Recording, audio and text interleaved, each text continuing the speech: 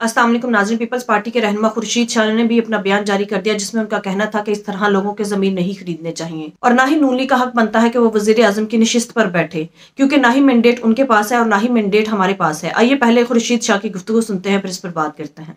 इस वक्त हुकूमत साजी का अमल जारी है और तमाम तर जो नजरें हैं वो पीपल्स पार्टी पर हैं और पाकिस्तान पीपल्स पार्टी की सेंट्रल जो एग्जीक्यूटिव कमेटी है उस पर है। आज फिर इजलास भी हो रहा है उसका, तो अब आपके ख्याल में कौन बन रहा है वजीर आजम या किसे बनना चाहिए? देखें, सजेशन हुई, कल काफी लंबी डिस्कशन हुई, यहाँ तक कि आज भी उसको कंटिन्यू किया गया। सबको खुल के बोलने की इजाजत दी चेयरमैन ने कि मैं आपका व्यू लेना चाहता हूँ। बहुत से लोगों ने कहा कि आप जो फैसला करेंगे आपका विजन, उसने कहा नहीं, मैं अपने विजन पे नहीं जाऊंगा, मैं आपके विजन पे जाना चाहता हूँ। आप क्या चाहते हो? बहुत बड़ा वजन है, उस वजन को अकेला मैं नहीं ले सकता, सारी चीज ही शेयर करें। तो ये पार्टी का आगाज हुआ। तो बात यह है कि पहले तो जो मैंडेट जिसको मिला है, जिस तरीके से मिला है, वो उसको मैंडेट को काबू में रखे और दूसरे के मैंडेट में हाथ न डाले। अगर किसी को ये शक है कि पीपल्स पार्टी किसी का मैंडेट छीन के अपने पास अपनी सीटें बढ़ाएगा, हाँ बिल्कुल ठीक है, हम आजाद उम्मीदवारों को तो ले सकते हैं, मगर इंडिपेंडेंट को हमें लेना नहीं चाहिए, जो कि पीटीआई की हिमायत याफ्ता है, जो पीटीआई की हिमायत है। क्योंकि इस इलेक्शन में हमने ये देखा है कि कैंडिडेट की कोई हैसियत नहीं थी। ये हैसियत जो भी थी उनके वर्करों की थी और उन लोगों ने डिसिप्लिनरी बिल्कुल उनको वोट दिया। उनके मेंबरों के हाथ में ताकत नहीं है। हाँ, वो हुकूमत का हिस्सा बन के नंबर तो बढ़ा सकते हैं, मगर वो जो तपश होगी वर्करों की, जिस आग से खेल के वो जाके उनको वोट दिया है, वो उन मेंबरों को नहीं छोड़ेंगे, एक अफरा तफरी फैलती जाएगी। तो हमारा काम बड़ी पार्टियों का ये है कि हम बड़ा सोबरली इसको देखें और इक़्तिदार के पीछे मत भागें।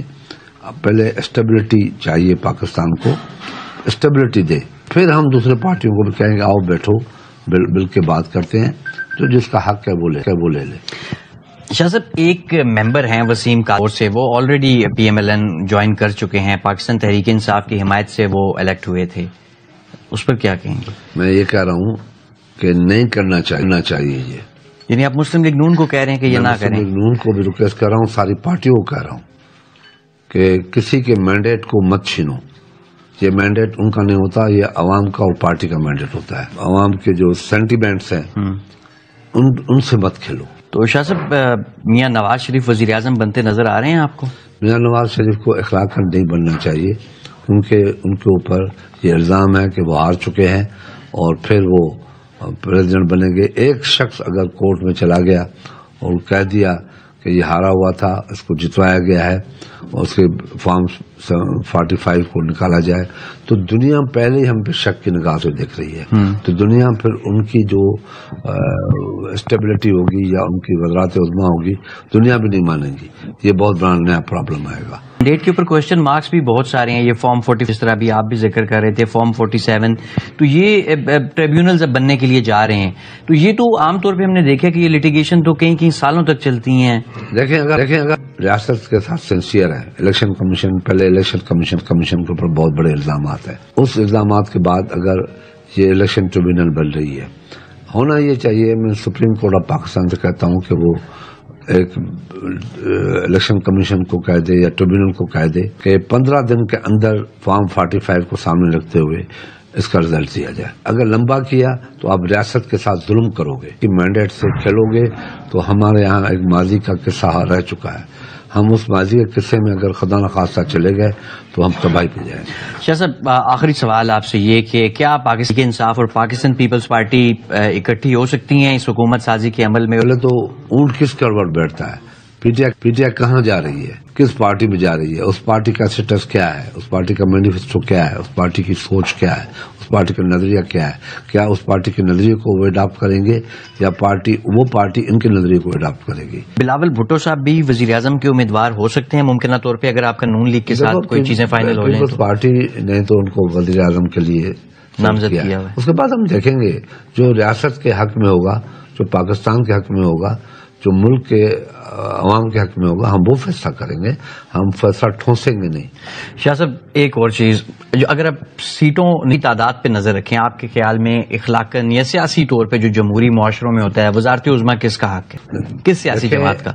इखलाकन तो ये है कि जो सबसे ज्यादा वोट लेके आती है वो आते जाते हैं। अगर दो बड़ी पार्टियां आपस में मिलकर बनाती है, ये भी हमारे यहाँ हो सकता है, ये दुनिया में हो सकता है, दो पार्टियां बन जाएं आपस में और हुकूमत बनाएं तो उसमें कोई हर्ज नहीं है, मगर इखलाकन उनका हक है, मगर वो भी तो कुछ फैसला करे ना। ये थे सैयद खुर्शीद अहमद शाह साहब, जिन्होंने वाज़ेह तौर पे कहा है कि किसी का मैंडेट नहीं चुराना चाहिए, और इसके साथ साथ जितने भी मामलात ये इंतखाबी उज़रदारियों से मुतालिक फॉर्म 45, फॉर्म 47, ये अदालतें इस बात को मेक श्योर करें कि 15 दिन के अंदर अंदर ये जो इस पर फैसले हैं वो होने चाहिए, ताकि जो मुल्क में जारी इस वक्त एक सियासी बहरान की सी कैफियत है, इसका खात्मा हो सके। नाज़रीन, इस वक्त खुर्शीद शाह का कहना है कि पीटीआई के वो उम्मीदवार जो आजाद हैसियत से इलेक्शन लड़ रहे हैं, उनके ज़मीर का सौदा नहीं करना चाहिए और ना ही इन्हें अपनी पार्टी पर शमूलियत इख्तियार करने पर मजबूर करना चाहिए। नाज़रीन, इसके पीछे की बड़ी वजह यह है कि ये जान चुके हैं कि अगर इन्होंने किसी के ज़मीर का सौदा किया, डरा धमका कर या डील करके किसी को जबरदस्ती अपनी पार्टी में शामिल करवाया, तो अवाम इनसे पहले ही बहुत मुतनफर है।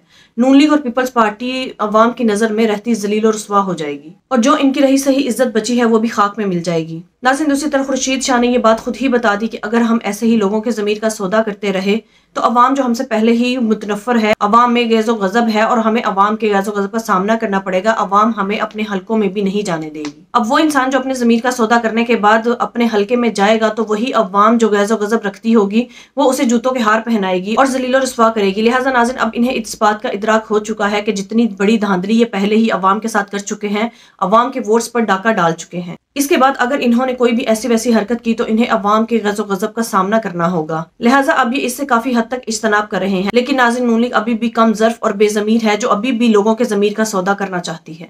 वैसे भी नाज़रीन, नून लीग और पीपल्स पार्टी का अब यही कहना है कि हम आज़ाद उम्मीदवारों को नहीं खरीदेंगे और ना ही उनसे किसी किस्म की डील करेंगे। नाज़रीन, ये तो बिल्कुल वैसे ही हुआ जैसे ग्रेप्स आर सोर यानी अंगूर खट्टे हैं। अब इनको इस बात का इदराक हो चुका है कि पीटीआई में अब जितने भी लोग बचे हैं वो किसी भी तरह से ज़मीर का सौदा नहीं करेंगे। लिहाजा अगर इन्होंने ऐसा करने की कोशिश भी की तो ये मजीद बदनाम हो जाएंगे।